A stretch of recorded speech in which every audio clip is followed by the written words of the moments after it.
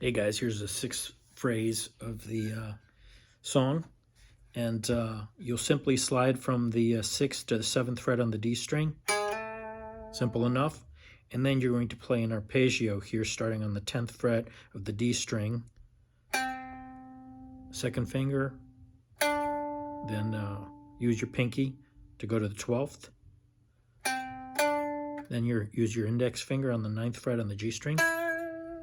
Then your second finger on the 10th, and then go to the 8th and 12th, and then back down. And you slide down to the 7th fret on the G string, the D. So again, it goes. That's how you do it. The whole phrases. All right, practice that. I'll see you back here for the next one.